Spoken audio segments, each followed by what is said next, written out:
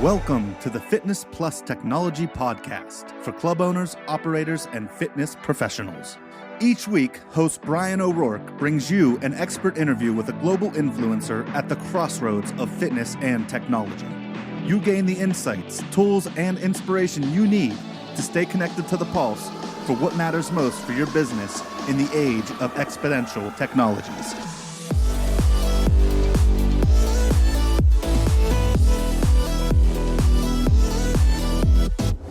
Hello, listeners, and welcome to the podcast. I am your host, Bryan O'Rourke.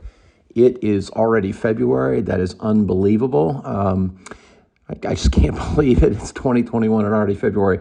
Listen, thanks for stopping by. A few notes before we get to Natalia, our guest, who was fantastic. I can't wait for you to listen to the podcast.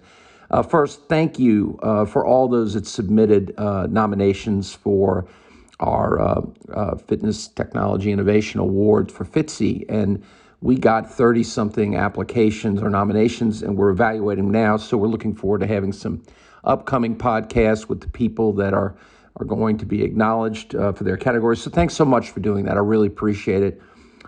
As well, a shout-out goes out to our friends at ISPO for their digital event that I did a couple days ago. Had a few technical audio problems there, but the presentation is up on my SlideShare account. So please if you didn't see it, you want it, please feel free to get it. We'll put it in the show notes. And thanks to Ralph and the team over there for putting on a great digital event. And listen, if you need any help in the interim before we get into the podcast, bryanko'rourke@gmail.com, or you can follow me at Bryan K. O'Rourke on any of the social channels. Happy to be of service and help you. Now to our guest, Natalia Karbasova, who I've followed for a few years now. She's originally Russian and has been living in Munich. She is the founder of the FitTech Summit and is involved in FitTech, sport tech, wellbeing tech, etc. She's got a very interesting background in working in the startup environment. She's done a lot of different things in the space. And I've really been impressed with her content and just her spirit and attitude. We had a great conversation about a lot of different things in this podcast, and really more cutting edge technology in the world that she's involved in. And their event, I think they have another event coming up here shortly that'll be really cool. They do a number of events, so you want to check her out on LinkedIn. We'll put her links in the show notes. But I really enjoyed this time with her. I hope you do too. So let's welcome our guest. Well, listeners, as I said in the intro, many of you have been following this lady, Natalia. I've told you all the great things she's up to. She joins us from Germany this morning. Guten Tag, Natalia. How are you? Guten Tag. I'm great. It's already evening here in Germany, so it's kind of Friday evening. So what can be better than have a good chat? That's good. I like that. I've been enjoying your stuff, as I told the listeners. And, today we're not going to talk so much about fitness. I think we're going to talk about a lot of other things in technology, as you being pretty much on the edge of so many different trends, like we were talking about in the introduction, whether it's longevity, the wearable movements, the company Tonus you mentioned, gamification, voice, mixed reality, AR, VR. We could go on and on and on and on. So given all the stuff that we were talking about earlier, what thing do you want to talk about first in the way of trends in general involving technology? And what are you finding most interesting right now? Well, I think the most interesting thing is that we're witnessing a kind of an epic change in the market of fitness and health right now. So when we started the FitTech Summit 4 years ago, we were kind of asked, like, what are you doing, guys? Is that FinTech Summit? There's so many FinTech companies out there. And no, it's FitTech. You didn't know that? Remember, it's FitTech, right? And I know that in the next couple of months, there's going to be some major German publications bringing the fitness topic and home fitness topic to their cover. So it's kind of reached the mainstream finally, I would say. And in that case, COVID did accelerate the whole development for the industry, for the fitness industry, for the healthcare industry as well, for the whole well-being industry. And I believe there's so many facets, there's so many aspects of what's happening out there, and so many segments coming into play which were under radar before that I didn't even know. I don't even know where to start, to be honest. It's so much happening. Well, there is a lot happening, right? Well, you were. Let's start with the idea of longevity and the different components of that. Maybe you were mentioning athletic longevity, other aspects of longevity. Talk about that a little bit, because people hear that word, and sometimes I think I'm not sure exactly they know what it means. Yeah, I'm Russian, living in Germany for quite a while, so I kind of blending the two worlds. And there was a big Russian writer, Bulgakov, who said the worst thing about life is not the death, but the sudden, sudden coming of the death. So I believe that with COVID, people understand that death can occur very suddenly in a way that wasn't normal before and wasn't okay before. And this is why there's kind of the mindfulness and mind shift in the way we see health, our own bodies, our own minds, and in the way we treat them as well. And this is where technology can definitely help to scale this whole concept, because not everybody can afford a personal trainer, right?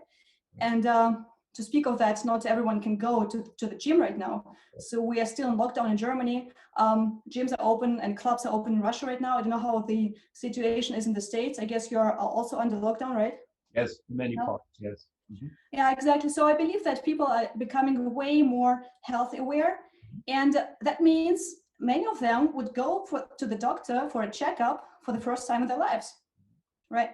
And that means just taking some basic blood tests, doing the blood analysis, understanding how your heart rate, your ECG, your general health condition looks like. And this is where tech can come into play. So on the one hand, we've had this biohacking movement, which has been there for quite a while, with Dave Asprey being on the forefront of it with Bulletproof Company. And I believe that many people will starting to analyze their biomarkers in the future, like saliva maybe, to track inflammation or possible inflammation, tracking their blood, tracking their breath, metabolism, all those kind of basic health things where you would say, what does this have to do with fitness, right? But the point is, if you're not healthy enough, if your baseline health is not good enough, right? If you're not getting enough sleep, you tend to be way less active, physically active. You tend to be tired way more often, and you're not that productive. So this is like coming back to the basics, back to the roots, and to understanding the value of human health again. And this is kind of something which makes me happy, because I think we are witnessing, due to this crisis, to this black swan, we are witnessing the health of nations the way we haven't seen that for the last 500 years. Yes, that's right. And with respect to that, you mentioned, tracking all this data and the way that is all assimilated, whether it's blood tests or all these other things. And now we're seeing more and more embedded tracking. So for example, you see the Halo product that Amazon just put out that monitors voice to determine stress levels. So you don't even have to go through the process of making an effort or having your device on, or all these other things that go on, making that embedded technology easier and easier, where you don't have to work so hard to track all this stuff. What are your thoughts on things like Halo and all these other kind of embedded technologies that are monitoring this data? Brian, I think this is a great point to make, because today we have to make even less effort to understand where our health is, right, and how healthy we actually are. And I believe this will also have to do with the coming Internet of behaviors, where everything we're kind of doing will be tracked. The question is like by whom and where the data goes to. And this is where I still have lots of question marks, because I'm a big fan of dystopian kind of movies. And sometimes if we just look at the trends that are happening today, that may well happen that our health, and I mean our health is the most precious source for data, right? And now we see this kind of data wars between Google and Facebook and Amazon and Apple, with Google buying Fitbit. Now it's official. The European Union did try to kind of create some restrictions for them for the use of data. But if you look what's happening to WhatsApp and Facebook right now with the data protection and millions of users just switching to Telegram and other alternative apps, I don't know what's going to happen in the next 3 to 5 years. Yes, I think it's a very good point that you're making here. And we have to be very careful because there's so much good that can come out of it. But if you have only a few players having the most of this data and they're left unchecked, you use the term dystopian. It could be problematic because when you have that much data around people's precious health and their behaviors, you can learn a lot of things that people wouldn't know otherwise. That can be done for good, and it can be done for not so good, maybe, right? Absolutely. And whose fault is that? I don't think this is the fault of the big tech companies, because what they're doing, they're just doing the great product, right? The product is so good that people just want to use them, whatever data issues we have, right? So I believe that governments have to step in and just to become kind of really more, just step into the 21st century, right? Yep. To understand what kind of data we have, what kind of products need to be created, and what kind of user behavior we have out there in the internet, right? Because nobody wants to use the product which looks like a typing machine from the 20th century, right? Yes. Yes. And this is something which I really don't have the answer to. But what the government can do, or the governments around the world can do, first of all, they can create meaningful partnerships also with big tech companies. Just look at Singapore, with citizens being offered Apple Watch and being incentivized to track their data. This is one example, and I believe that they kind of tried to solve the data issue there as well. I don't know how it runs in the back end, of course.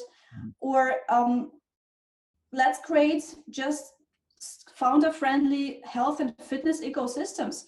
Let's just invest money. If you look at the investment landscape, most money is still going into the fitness and health space in the United States. And this is kind of one of the most unhealthy countries in the world, yes, with healthcare costs being around $4 trillion 2018. So I'm really afraid to look at the numbers for this year or for the last year, because I think they will kind of skyrocket.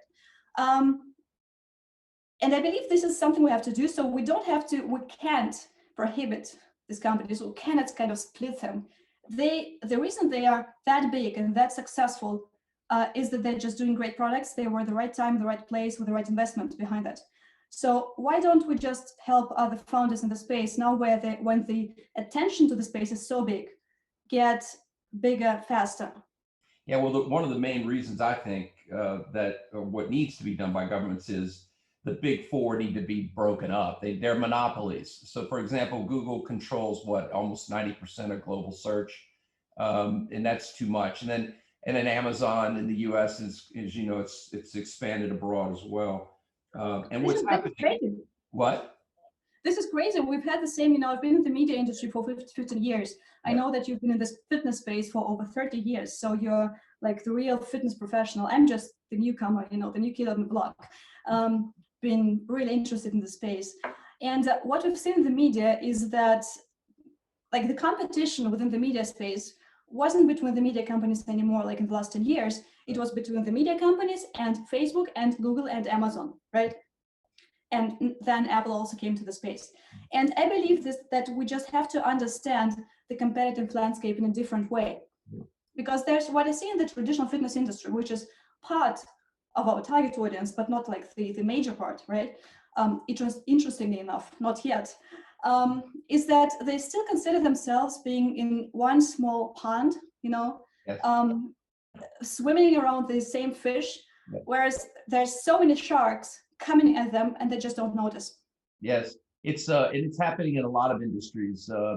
Rita McGrath, who's one of the experts on strategy out of Columbia University, she talks about not using the term industry anymore. She uses the term arena, because you know, it's not so small like you're saying anymore. The other thing I'd like to point out to you on the startup community is, you know, in the United States and in Europe, by the way, the number of startups, businesses is lower than at any point, and people think counterintuitively, but that's because most of the capital is being soaked up by a few big players, or those big players are coming in when there is a small growing company they like and they're acquiring them. And then they're making their founders sign agreements where they can't go and compete for a long time. So innovation is more to your point about the big ones, and we need to be careful about them having too much sway in the market, because you're right. We need more innovation. More competition leads to better services and products. Definitely, definitely. And this is why I really love your initiative with the award for fitness professionals and the health clubs and so on and so forth, because we just need to bring this innovation to the forefront, right? Yes. We just need to make sure that those innovators really get seen and the best practices are getting shared. Yes, I agree. What are your thoughts on the platforms of mixed reality, AR, VR? Because do you think that is going to be one of the next big platforms, computing platforms? Well, that's a very good question. I guess the acceptance for example, Gartner has recently made a research where they said that the acceptance for VR and AR shopping experiences is getting really high among millennials. And millennials are actually those who are now starting to have really high willingness to pay and paying capacity, right? Because they're in their 30s. And I guess for me, this is one of the signs that VR and AR for health and fitness purposes will definitely be able to occupy a specific niche. I still don't know if VR will be the computing platform, the experiential platform. As I said, I'm a big fan of sci-fi movies and all these things, and Ready Player One and whatever. So I can definitely imagine that scenario. We need more acceptance for VR experiences, but again, with the pandemic, the possibility to use this technology has definitely accelerated. Because we have this Zoom fatigue, and it's for a reason that the Clubhouse voice platform is kind of overhyped right now, because you just cannot stare at the screen anymore. It's enough, right? So if you kind of can experience the person in a different way, in a more touchy-feely, experiential way, that might definitely be a very, very good thing to start with. And also, there's some players in this market. Starting from Oculus and from, again, big tech players, which will definitely use the platform for health and fitness cases. But there's also new players or younger players, startup players in the market, like Sphere, which is a Swiss-based startup. You know them, right? Yes. They have created their own league for gaming, where they try to create an inclusive platform where everyone, independent of their physical abilities and capabilities, can take part. Yes. So I think this is a very promising case. And I believe that AR will definitely get more traction as soon as Apple introduces the Apple Watch, because then you have just a huge user base, and they will do things that Google hasn't done before with Google Glass and with glass holes. So I think Apple is kind of smart in that way. I'm just waiting to test the watch whenever it comes out. Yes, I agree. A lot of people still haven't even tried the Quest 2. And I've introduced it to a number of colleagues just in the last few months, and they can't even believe it. And I'm understanding that Apple's resolution is going to be significantly better, and a bunch of things. So I really, your questions are all on point. You make very good points. I'm really interested to see what happens in the next 3 years or so with that technology. And I'm glad you brought up Sphere too. That's Stefan and Anna, right?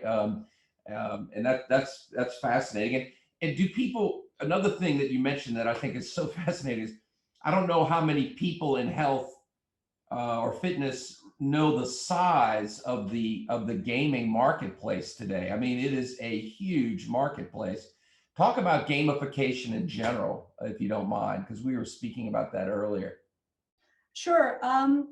Well, I don't have this number in my head right now for mobile fitness, for mobile games. Do you have it? I just posted that on LinkedIn. 1.8. Something like that. Yeah. Anyways, it was like 9% surge in comparison to the previous year for gaming in general, right? And now we see that fitness apps, fitness startups are also jumping on that train. And one of the examples that I've just recently found, which I really loved, that's the Fresh app by a German startup, which is called Movia. Movia, yeah, I saw it. Yeah.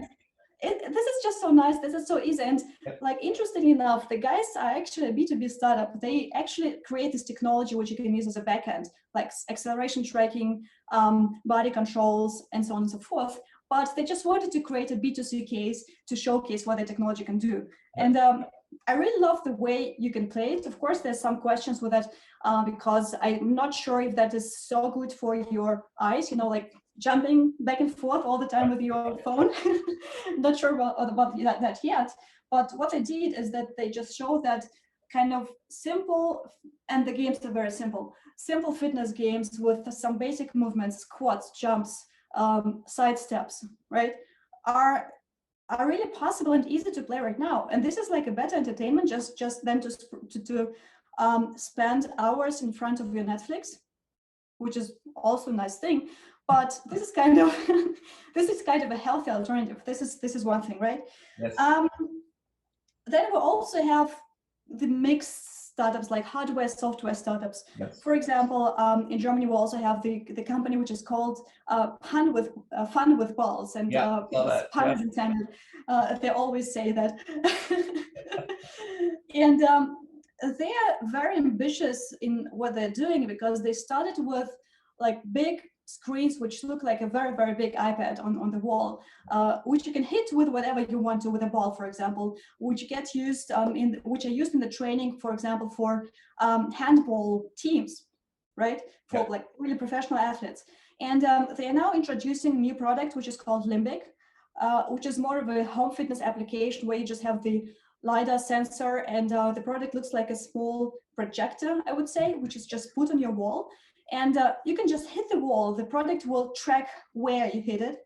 And they are trying to create the new content ecosystem where developers can also create new games for this platform. And this is what I really love. I guess we have to support such cases way more often, because creating an ecosystem is so difficult. This is, you know, the whole network effects. It's just so difficult to bring new users to new exciting products, because of the issue that we discussed before. Big tech tends to buy such companies very quickly. Yeah, they do. Now, those are fascinating technologies, and it's so exciting to contemplate what is going to happen in the next 18 months with some of these things, because so many people don't know about them. I mean, I don't think they know about them yet. And it's fascinating, you know, what we might end up seeing, not just at home, even in fitness facilities, in different places. It's just fascinating to think about. Yeah, definitely. And talking of fitness facilities, you know, there's also lots of things coming into the market right now. I know that you're also invested in Moto Sumo, for example, which has just closed a big round, and they're also moving into the B2C space, which I really love. I'm curious to see what's going to happen here in Europe. But my bet is that we'll see way more innovation, on the one hand, on the home fitness side of the market, right? And on the other hand, on the outdoor side of the market, because those markets are just so new for us. Yes. Of course, people will get back to to gyms and to clubs after the lockdown is over. We don't know yet how the usage will be, if they'll go there more frequently, or if they'll expect new payment models like pay as you go or pay per visit or whatever. We don't know yet. And maybe big operators will also employ the model of the boutiques, with like pay as you sweat model. We don't know yet, but definitely what's super interesting is how these markets for home and outdoor fitness will develop. For example, one of the companies that I'm really curious about is the Berlin-based company, which is called Beat 81. And they kind of do Orange Theory for outdoor. So there's live tracking in the outdoor setting, which means they don't have any facility costs, which is a great business model, I believe. Outdoor is considered to be more secure these days, and basically outdoor is also better for your immune system. That's right. Right. So I believe this is a market where lots of companies will tap into, and which is being really underserved right now. Yes, no, I agree with that. So let's grab one of the last trends or things you want to talk about, and then let's touch that, and then at the end, let's talk about some of your thoughts on advice you give people on the tech side. So we talked about a bunch of different stuff so far. I don't know if what is the last thing you want to kind of touch upon? We've gone through a lot of different ideas. Oh my God, as I said, there's so many happening, but but we just discussed this wearable robotics thing. Yep.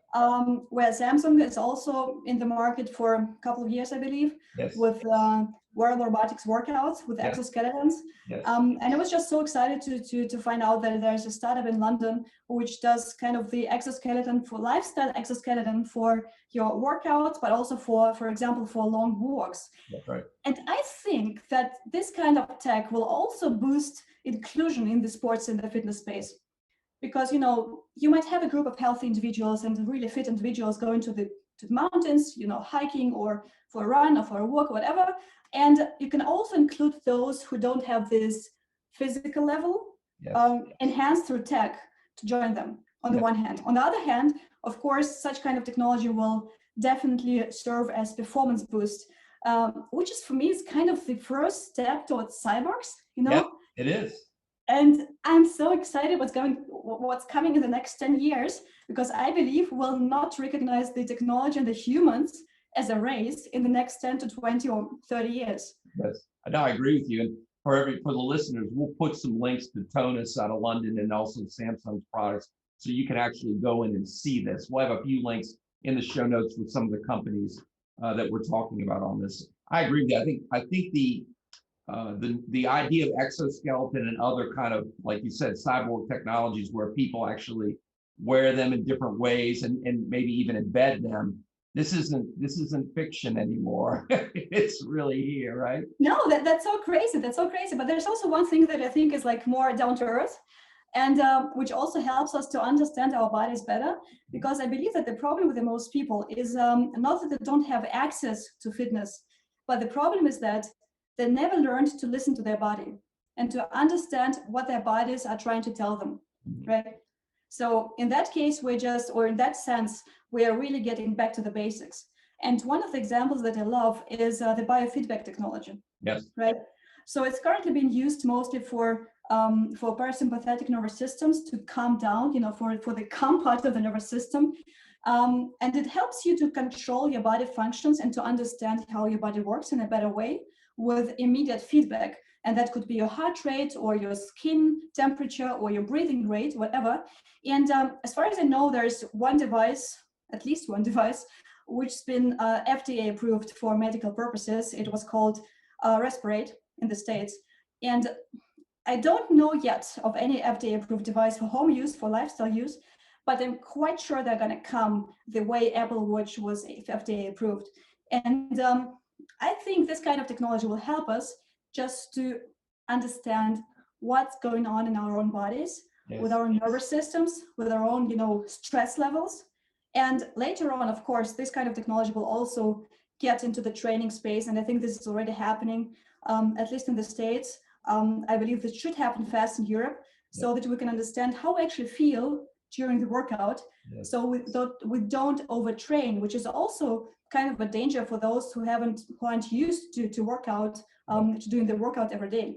That's right. No, those are all great technologies and very, very relevant to our conversation.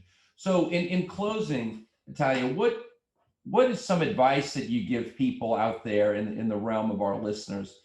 All this change is coming on. There's a lot happening. What would you advise people to do or to think about this stuff? How would you counsel somebody as far as how to think about all this change in technology? Oh my God, I don't know. I'm just trying to put that all together for myself. But the question is, with what goal? So if you're an investor and you want just to find the hottest shit, you should generally have a look at the market, because this is where innovation is coming into right now, right? And for that, of course, what we're doing with our FitTech events and FitTech Summit stuff is helpful. But there's also other ways to find out like what kind of startups are out there before they get bought up by big tech. If you're a club owner, you're kind of fucked up. So I'm sorry to say that, but I believe that like 30-40% of the clubs will have to close, because we don't know in Germany, for example, when they're going to open up again. So some predictions from the industry are April. Yeah. And that means we have so many months. I don't know how many months that is. There are 6, 7, something like that. Not sure. Months where they just don't have the revenue they used to have and still have the recurring costs. Yeah. So I believe this is the good time point to understand where your assets are as a club, for example, or as a personal trainer, of course, as well, and to understand how you can create hybrid business models. Because just going to the digital space is super difficult. Yes. The willingness to pay there is not as high, or is sometimes non-existent on this level. So I think the clubs have just to understand what their unique selling proposition is, why people are coming to that, what their kind of jobs to be done are that attract people. Is that to sweat? Is that to relax? Is that to socialize? Is that just to build up this muscle? Is that to prevent the back pain, right? So because we do have so many needs and jobs to be done within the segments of gym goers, right? Yeah. And I believe this is really the time to understand who is really getting to your gym, start collecting the data about your audiences and why they're doing that.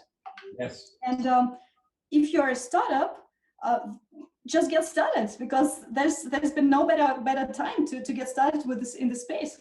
I agree with you. There's no better time. I love when people use the Clay Christensen's job to be done scenario. It's a good way of thinking of business and the need to be very specific about what needs you're really fulfilling as a user, no matter what your business is, digital or physical or whatever it is, right? Natalia, go ahead. No, I'm sorry, that was my WhatsApp. Sorry about that.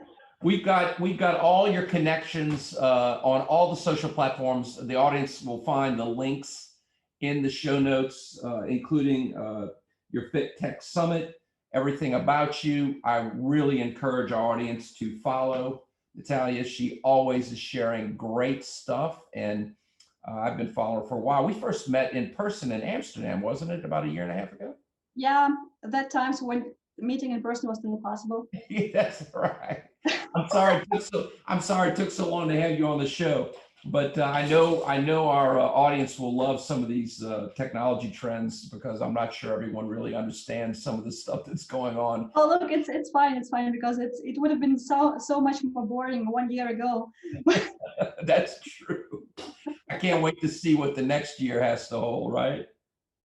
Yeah, I'm really curious about that, and I think it just can't get worse. It's just gonna get better. That's right. That's the way to think about it. Well, thanks again. We really appreciate you taking time, and again, thanks so much to make time with us on a Friday evening.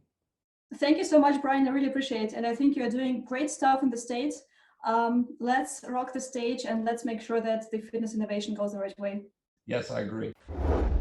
Hello, listeners. This is Bryan O'Rourke, and thanks so much for listening to the Fitness Plus Technology Podcast. The podcast is made possible by the Fitness Industry Technology Council, a consortium of global brands working together to enhance the adoption of technologies in the fitness space. Our company, Videri Ventures, which is invested in Vertimax, Montezuma, Gold's Gym Houston, Texas, and Fitness 24/7 Thailand, also underwrites the podcast, along with our service companies, Integris Advisors, Moon Mission Media, and others. Please feel free to share this podcast with your colleagues. And if I can be of any assistance to you, don't hesitate to reach out, bryanko'rourke@gmail.com, or find me on any of the major social networks. Have a great day, and thanks for listening.